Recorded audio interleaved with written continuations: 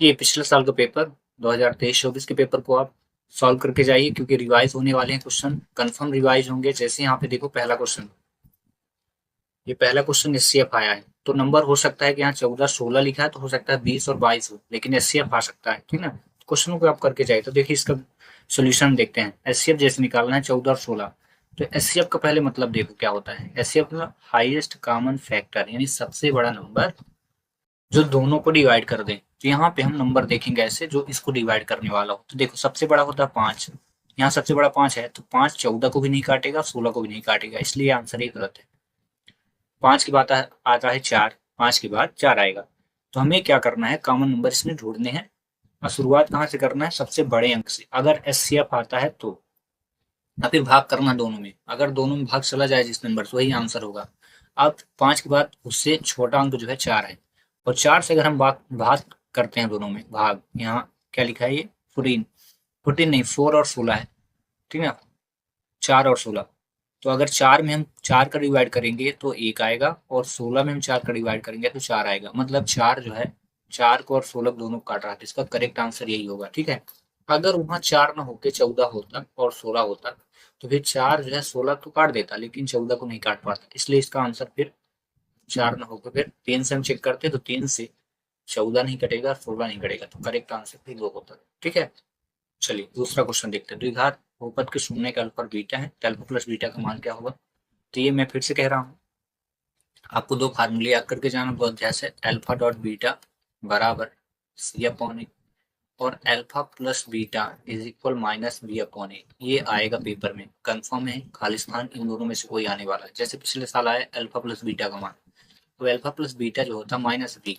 ध्यान रखना क्वेश्चन में ये ए कहलाता है, ये बी है और ये सी है। तो यहाँ बी का मान रखेंगे, तो बी का मान कितना है, -8। यहाँ पे आप रखो माइनस करके -8, और अपॉन में ए का मान, ए का मान देखो कितना है, ये जो है ना 2, इसको 2 रखो। अब इनको काट दो, माइनस माइनस प्लस हुआ और 4, क्योंकि 8 से 2 डिवाइड हो गया, मतलब 8 को 2 ने डिवाइड किया तो 4 आया। इसका करेक्ट आंसर ये होगा। ठीक है, ऐसे अगले पे आते हैं। ये 3 अध्याय का है, कंफर्म फिर से आएगा क्वेश्चन। जरूरी नहीं कि ये वाला इक्वेशन है, हो सकता है इस बार ये आए। देखो ए का द्वितीय हल का फार्मूला होता है A1/A2 is equal not B1/B2। ठीक है, और अंततः अनेक हल का फार्मूला होता है A1/A2 बराबर B1/B2 और बराबर C1/C2। ठीक है, कोई हल नहीं का फार्मूला होता है A1/A2 बराबर B1/B2 और बराबर नहीं C1/C2। ये देखो, इस बार देखो, क्योंकि हमें फार्मूला पता था, मैंने सभी को रख लिया। अब यहाँ क्वेश्चन में पूछा ये फार्मूला का नाम क्या है, तो ये क्या है, कोई हल नहीं। तो फिर से आएगा, हो सकता है इस बार ये वाला फार्मूला पूछ ले, ये वाला फार्मूला पूछ ले, तो आपको पढ़ के जाना है। ठीक है, ये चैप्टर 3 का समरी पढ़ना सारांश। ठीक है, अगला, ये द्विघात समीकरण के मूल समान हो, विभक्तर का मान क्या होगा। समान हो तो विभक्तर का मान क्या होगा, तो इसका आंसर होगा शून्य। देखो आप 4 चैप्टर में जाना, 3 इक्वेशन दिए समरी में, उनको याद कर लेना। एक और b² - 4ac ग्रेटर देन 0, एक है b² - 4ac लेस देन 0, और एक है b² - 4ac बराबर 0। यही है जब विभक्तर का मान क्या होता है, मूल समान होते हैं, तब की कंडीशन में 0 होता है। ठीक है, छोटा। तो एक है, ये है वास्तविक, ये वास्तविक नहीं का फार्मूला। तो ये फिर से आएंगे, 2024 के पेपर में भी यही आया था। ठीक ना, चलो अगला करते हैं। एपी का तीसरा पद ज्ञात करना है। तो यहाँ ए का मान दिया, आप डी का मान पहले निकाल लो। तो 10 में 13 गया, मतलब A2 - A1, ये डी का मान होता है। A2 का 10 - 13 इज इक्वल -3। अब यहाँ पे तीसरा पद निकालना, तो फार्मूला लगाइए आप, a + 29d। ए का मान है कितना, 13 + 29, और डी का मान है -3, इंटू कर दो। ये 5 अध्याय से आया, 502 का है। ठीक है, तो 87 हुआ, इसमें घटाइए तो -74 आएगा। ठीक है, इसका करेक्ट आंसर ये आप 5.2 में देखिएगा, तो क्वेश्चन नंबर 2, 3, 4 ऐसे करके ऑब्जेक्टिव वहां से आया क्वेश्चन। क्वेश्चन नंबर 6, ये 6 चैप्टर से आया है, इसमें डीए का मान पूछा गया है, क्या आएगा। इस क्वेश्चन को करने के लिए आपको ट्राइंगल प्यारा सा बनाना पड़ेगा ये। ठीक ना, और लिखा है ABC, तो आपको लिखना पड़ेगा यहाँ A, B और C। ठीक है, फिर लिखा है यहाँ D, आपको डायग्राम बनाना है D, फिर CD की वैल्यू 3 सेंटीमीटर, EC 4 सेंटीमीटर। तो यहाँ देखते हैं हम, सी से डी दिया 3 सेंटीमीटर और डी पैरेलल ए भी दिया है। ये चीज गड़बड़ है यहाँ पे डायग्राम चेंज कर दें पहले, ठीक है जी। इसका करेक्ट आंसर ये सही है, 4.5 होगा। बट इसको सॉल्व करके मैं आपको बता देता हूँ। ए बी सी में ये ए बी और सी हो गया। अब बोला है डी ए बी के पैरेलल है, ये ए बी है तो यहाँ पे पैरेलल होगा डी ई, डी और ई बन गया। अब इसको जब हम रखेंगे सी डी 3 सेंटीमीटर तो ये 3 आ जाएगा, फिर ई सी 4 हो जाएगा, ये 4 हो गया, फिर बी 6 है तो बी 6 हो गया। अब बोला है डी ए का मान क्या होगा, तो इसको हम ऐसे करेंगे 4/6 इसका अपॉन ये रहेगा, तो हम लिखेंगे, हम देखो 4/6 करेंगे और बराबर ये हो जाएगा 3/AD, 3/AD। अब हमें AD का मान निकालना, तो AD यहाँ आ जाएगा क्रॉस मल्टीप्लाई में, ये हो जाएगा AD इज इक्वल, और 6 ऊपर चला जाएगा तो 3 × 6/4 हो जाएगा, ठीक है। तो 2 दूनी 4, 2 तिहाई 6, 3 त्रिकाई 9 हुआ और 9 में 2 का भाग 4/5 आएगा। आप भाग करके चेक कर लेना, ठीक है। चलो क्वेश्चन नंबर सेकंड देखते हैं। यहाँ ध्यान रखना कभी भी रूट लगा हो इसका मतलब परिमेय होता है, ठीक है। रूट में अगर नंबर है, ध्यान रखें, अगर 4 होता तो परिमेय होता क्योंकि रूट से बाहर आएगा, परफेक्ट स्क्वायर। द्विघात बहुपद, द्विघात, ठीक है, द्विघात का मतलब 2 घात, इसलिए इसका आंसर 2 होगा, अधिकतम संख्या 2 होगी। इसमें k का मान ज्ञात करना है, तो k के लिए आपको बोला है x का मान 2 रख दो, y का मान 1, तो यहाँ पे आप x की जगह 2 रखो तो 2 × 2, 2 दूनी 4 हो गया। अब प्लस y का मान क्या है 1 रखोगे तो कितना हो जाएगा 4 1 5, करेक्ट आंसर इसका ये होगा 5। अगला एक समीकरण px बराबर 0 जहाँ px की घात 2 का बहुपद हो तो समीकरण कहलाता है, तो ये द्विघात है क्योंकि 2 घात दिया है, ठीक है। ये 4 अध्याय से आया, बहुपद है 2 अध्याय का। यदि भी समांतर श्रेणी में तो बी को ए और सी का समांतर माध्य कहते हैं, क्योंकि गुणोत्तर माध्य 11th में है, तो ये याद रखें, आपके चैप्टर में है ही नहीं, 11th का है जीपी, ये एपी आप पढ़ रहे हो। ये चैप्टर 6 है संगत त्रिभुज के संगत कोण हमेशा बराबर, तो यहाँ पे ये आप 6.1 के सभी ऑब्जेक्टिव पढ़ते जाना। सत्य सत्य में आ जाओ, प्राकृतिक संख्या के अभाज्य गुणनखंड के गुणनखंडों क्रम को छोड़ते हुए अद्वितीय होता है, करेक्ट। ये द्विघात समीकरण नहीं, ये लीनियर पॉलिनोमियल है, रैखिक समीकरण है। एक त्रिभुज के 2 कोण अन्य त्रिभुज के क्रम से 2 कोणों के बराबर हो तो त्रिभुज समरूप होते हैं। 2 कोण अन्य त्रिभुज के क्रम से 2 कोणों के बराबर हो तो त्रिभुज समरूप होता है, सही है, ठीक है। एक त्रिभुज है, आइए, एक त्रिभुज के 2 कोण ये हो गए, अन्य त्रिभुज के 2 कोणों के बराबर है, चैप्टर 6 से आया, बराबर है। ये परिमेय, ये परिमेय नहीं है, परिमेय रूल लग गया है, ये रॉन्ग होगा। एक बहुपद शून्य के उन बिंदुओं के x निर्देशांक होते हैं जहाँ y बराबर px का ग्राफ x अक्ष को विच्छेद करता है, सही है। द्विघात समीकरण का वेक्टर का मान 8 है, तो इसको सॉल्व करना पड़ेगा ऐसे, b² -4 ac इसमें रखो आप, तो b का मान ये -4, सॉल्व करो, -4 इंटू a का मान है 2 और c का मान जो दिया है c का है 3, इसको सॉल्व करो तो 4 × 16, 4 दूनी 8 3 24, इनको जब घटाएंगे -8 आना चाहिए, यहाँ पे 8 दिया इसलिए रॉन्ग है ये, सत्य। मैच द कॉलम में आइए, एलसीएम तो इनके दोनों का 27 और 81 का एलसीएम 81 होगा। नंबर फर्स्ट रैखिक बहुपद, रैखिक बहुपद मतलब जिसमें घात 1 हो तो रैखिक बहुपद, ये दूसरा नंबर ठीक है। x बराबर 0 रखना है, जब यहाँ पे आप x का मान 0 रखेंगे तो y का मान क्या आएगा, ये 3 है तो माइनस में हो जाएगा, बराबर कुछ बार और बटे में 2 आ जाएगा, तो -3/2 तीसरा हो गया। x², तो ये फार्मूला बनेगा x² -1 का स्क्वायर, a - b का होल स्क्वायर, 2 बार इसका आंसर आएगा x -1 और x +1, माइनस वाला प्लस में 1 और प्लस वाला माइनस में 1, तो 2 आंसर आएंगे। एक चौथा यनवा पद 5 अध्याय से आया, इस बार यनवा पद आया था, लेकिन इस बार आएगा ऐसा योग ज्ञात करने का फार्मूला याद करके जाना, ठीक है। 5.2 के बाद आप देखोगे पेज पर लिखा होगा, तो ये इसका आंसर हो जाएगा समांतर श्रेणी के यनवा पद का फार्मूला, ये 5वां, ठीक है, फार्मूला है। सभी वर्ग होते हैं समरूप, समान नहीं लिखना।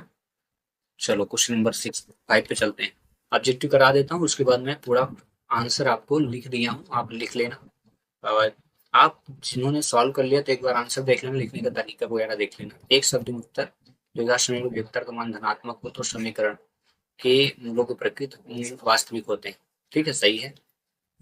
पदों की संख्या बताइए, इसमें कितने पद हैं। तो इसको सॉल्व करने के लिए आपको ए एन बराबर a plus n minus one d का फार्मूला लगाना है। ए एन जो है 41 है, लास्ट टर्म कहलाता है, इज इक्वल ए का मान 5 है प्लस एन माइनस वन और डी का मान, तो ये 7 में 5 गया 2 आएगा, यहाँ 2 रखो। अब 41 में 5 घटा दीजिए तो आएगा 36 बराबर एन माइनस वन 2 से 36 घटा तो 18 is equal to minus minus, one 18 minus इधर आ तो plus one is equal to, n 19 आएगा पदों की संख्या इसकी 19 लिखना। ठीक है। क्या सभी समद्विबाहु त्रिभुज समरूप होते हैं? सभी समद्विबाहु त्रिभुज, ठीक है, बिल्कुल सही है, सत्य होगा, नहीं गलत है। क्या सभी समद्विबाहु समरूप नहीं होंगे? बिल्कुल रॉन्ग है, सत्य नहीं होगा, क्योंकि मान लो ये भुजा बना ये समद्विबाहु, अब मैं इसको तरीका चेंज कर दूं ऐसे करके, तो फिर समद्विबाहु नहीं हो, गलत है। यहाँ पे समबाहु होता सही हो जाता। द्विघात समीकरण के शून्यकों का योग ज्ञात करना है। शून्यकों का योग का फार्मूला होता है अल्फा प्लस बीटा बराबर माइनस बी अपॉन ए। तो ध्यान रखना है बी जो है ये ए है, ये बी है, ये सी होता है, तो बी का मान हुआ 7 माइनस 7 फार्मूले में, और ए का मान यानी एक्स स्क्वायर कितने हैं 1, तो इसका आंसर आएगा -7। ठीक है, सही है। रैखिक समीकरण में ये आया 3.2, क्वेश्चन नंबर थर्ड नहीं सेकंड है। रैखिक समीकरण में x का मान रखना -2, y बराबर m -2 और प्लस 3 लिखा है, y का मान 5 लिखना ये बोला है, यहाँ पे 5 रख दो और 3, तो ये देखो 5 - 3 बराबर -2m, ये सब्ट्रैक्ट हुआ -2m, 2 से कट गया तो 1 बराबर -m, तो m की वैल्यू निकालना है तो माइनस उधर चला जाएगा तो -1 आएगा, तो इसका करेक्ट आंसर -1 सही है। संख्या अभाज्य गुणनखंड 1.1 का आया, पहले ही क्वेश्चन से पूछा तो फिर से आएंगे नहीं, यहाँ पे इसके एलसीएम निकाल लेना आप। ठीक है, देखो कैसे, ऐसे ऐसे लिख के आप एलसीएम निकाल लेना। ठीक है, ये आया, फिर से काट देना, 7 एकम 7, 7 चौक 28, 7 त्रिक 21 आया, फिर इसको 11 से काट देना तो 11 एकम 11, 33 और 13, इसका करेक्ट आंसर आएगा 5 × 7 × 11 × 30। ठीक है, चलो 5 क्वेश्चन हो गए हैं कंप्लीट, 5 क्वेश्चन हुए कंप्लीट। अब 6वें नंबर से आप ये आंसर को देखें, ये देखो, ये क्वेश्चन नंबर 6, 1 बाय 1 आंसर देखते जाएं, एलसीएम देखें, इसका अथवा भी दिया है। ठीक है, अथवा क्वेश्चन को आपको नहीं करना है, आप पेपर ऑब्जर्व करोगे, वो पेपर में आएगा तो उसकी स्किप कर देना, सरल से क्वेश्चन करना, उसमें वर्डिंग है, अगर छूट गया तो आपको नंबर नहीं मिलेगा, थोड़ा सा भी मिस हुआ। ठीक है, ये सब मोस्ट क्वेश्चन है, फिर से मैं कह रहा हूँ क्वेश्चन फिर से आएंगे। ठीक है, इनको आप करें, दोनों क्वेश्चन मोस्ट इस बार आए थे, तो इनमें से कोई एक फिर से आने वाला है, लगा के आप क्वेश्चन जाना। ठीक है, लगा के ही जाना, फिर से कह रहा हूँ, बार बार कह रहे हैं, इन क्वेश्चन को लगा के जाना। ये सब क्वेश्चन मोस्ट है, एक्स स्क्वायर -15, लेकिन इस बार हो सकता है क्वेश्चन चेंज करके दे, टी स्क्वायर -15, बाई स्क्वायर -15 दे सकता है, इसकी जगह ऐसा दे सकते हैं, एक्स स्क्वायर -3 दे सकते हैं। यहाँ ध्यान रखना ये प्लस है और ये माइनस। ठीक, तो इन क्वेश्चन को सॉल्व करें यहाँ। ठीक है, यहाँ पे देखो क्वेश्चन को मैंने टी में कन्वर्ट किया, जबकि यहाँ पे क्वेश्चन एक्स में था, ये मिस्टेक कहा जाए कि लिखने में गलती हुई, तो इसको आप एक्स कर देना क्योंकि क्वेश्चन एक्स में था। ठीक है, बस बाकी सही है, ये मेरी खुद की राइटिंग है। ठीक है, आप देख लें, कहीं आपको वर्ड समझ में ना आए तो बताइएगा। फिर से ये क्वेश्चन फिर से रिपीट होंगे। ठीक है, ये 2.2 के क्वेश्चन है, पढ़ के जाइए सॉल्यूशन, इसी का क्वेश्चन नंबर 9। ठीक है,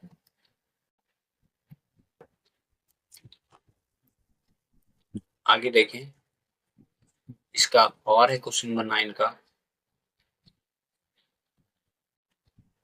क्वेश्चन नंबर 10। पहली संख्या दूसरी संख्या मैंने ली, आप यहाँ ये भी चेंज कर सकते हो, पहली धनात्मक संख्या लिखना है, धनात्मक पूर्णांक, पहले धनात्मक पूर्णांक, और यहाँ पे दूसरी संख्या की जगह आप लिख देना दूसरा धनात्मक पूर्णांक, धनात्मक पूर्णांक, क्योंकि क्वेश्चन में जो था मैं लिख दिया था, उसके बाद मैं इसको ये था कि मैं बता दूंगा धनात्मक पूर्णांक बाई लेके करना। नो नो नो, यहाँ सही है, धनात्मक पूर्णांक वाला क्वेश्चन नहीं था, इसमें बोला था ये 3.3 से क्वेश्चन आया था, पहली संख्या दूसरी संख्या से ही करना। ये 3.3 का क्वेश्चन है और 3.2 का क्वेश्चन है, क्वेश्चन नंबर थर्ड का फर्स्ट क्वेश्चन है। इसमें संख्या ज्ञात करने के लिए पूछा था, दो संख्याओं का अगर अंतर 26 दिया और उनका गुणनफल 3, एक संख्या दूसरे 3 गुने तब के लिए वेरी इंपॉर्टेंट क्वेश्चन है, फिर से आएगा। अब पढ़ के जाओ, पेपर पास हो जाओगे पेपर बस में। आगे देखते जाओ, इस क्वेश्चन को सॉल्व कर लेना, उसी का और है। इसमें बोला था निरूपित संपाती रेखाएं बताना था, बता दिए, तो इसमें इक्वेशन बस लिखना था। ये प्रतिस्थापन विधि से मैंने इस क्वेश्चन को सॉल्व किया है, ठीक है। जिस बच्चे ने पेपर सॉल्व किया हो वो एक बार आंसर मैच कर ले, करने का तरीका देख ले। ये बाई है, ठीक है, ये एक्स का मान है। आगे देखें, ये यहाँ पे है, क्वेश्चन था धनात्मक पूर्णांक के रूप में, तो पहली संख्या का हटा करके आप लिख देना पहला धनात्मक पूर्णांक, धनात्मक पूर्णांक, पहला धनात्मक पूर्णांक और दूसरा धनात्मक पूर्णांक, ऐसे। फिर आगे आप सॉल्व करें, ये सब करेक्ट है। यहाँ पे 17 बाहर लिया गया है, ये इसकी आंसर है। स्क्रीनशॉट लेते जाए आप।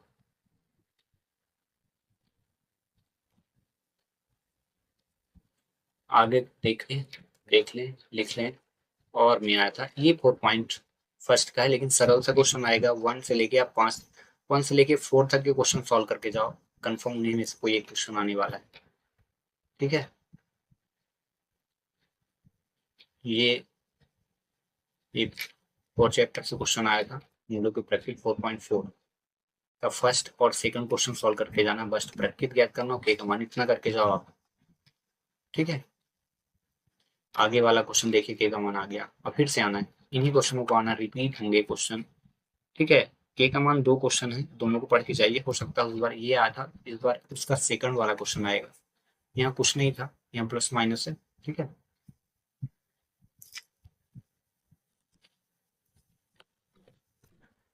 आगे आप स्क्रीनशॉट ले लें,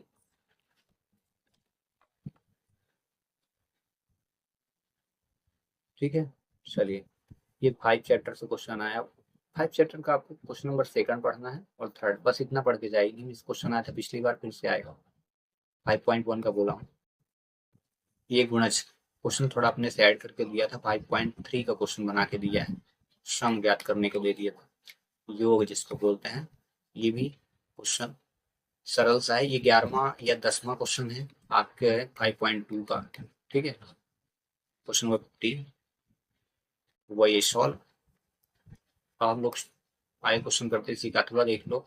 ये काफी बार क्वेश्चन आ चुका है, 11 या 12 13 करके ऐसे ही कोई क्वेश्चन है, इसको आप पढ़ लें थोड़ा अच्छे से, ठीक ना। यहाँ पे कुछ नहीं है, इसको आप हटा दें, ठीक ना। ये A2 लिखा है, ये 1000वां पद है, वह पद, ठीक है, समांतर है, पहली और दूसरी समांतर, ठीक है।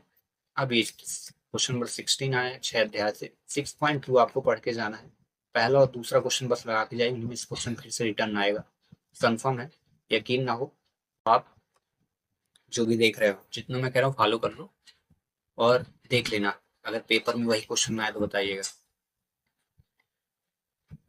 ये सेकंड क्वेश्चन दे दिया, फिर से आएगा, कंफर्म है आना है, ये इसका सोल्यूशन है, देख लो। ये यहाँ पे आप, इसलिए ये समांतर नहीं है क्योंकि एक दूसरे के बराबर है, देखो पूरा एक्सप्लेन में नहीं कर सकता हूँ क्योंकि वीडियो बहुत लंबी हो जाएगी, ठीक है, इसलिए मैंने आपको सॉल्व सिर्फ लिख के दिखा रहा हूँ, क्योंकि अब एग्जाम का टाइम है, सॉल्व करके मैं एक्सप्लेन नहीं कर सकता। हाँ, इसके बाद जब पेपर हो जाएगा, आपको क्वेश्चन में डाउट है पूछ लेना। ये 5.3 का क्वेश्चन नंबर 12 है, आप देख लेना अच्छे से, वेरी इंपॉर्टेंट, यहाँ कुछ नहीं है, इसको आप कुछ नहीं करना है, यहाँ DF लिखा हुआ है, 42 मीटर, ठीक है। ये समरूप त्रिभुज का चिन्ह होता है, ऐसे बना हुआ है, ठीक है। ये 47 है, यहाँ पे ट्राइंगल में बना है। ये नया क्वेश्चन आया था, ये जो बच्चे अच्छे से पढ़ रहे होंगे, जिनका स्ट्रॉन्ग मैथ है, वही क्वेश्चन इसको कर सकते हैं, अच्छा क्वेश्चन था, मेरे लिए नया था ये, ठीक है। क्वेश्चन नंबर 18, ये 1.2 का क्वेश्चन है, ठीक है। यहाँ पे कुछ नहीं है, आप ये भी कुछ नहीं है, 6 + √2 डायरेक्ट लिखा हुआ है। ये द्विघात बहुपद है, यहाँ पे कुछ नहीं है, आप डायरेक्ट बहुपद लेंगे की तुलना x² + bx से करने पर, ये आपका क्वेश्चन था, ठीक है। ये देखिए यहाँ पे सॉल्व कर देंगे।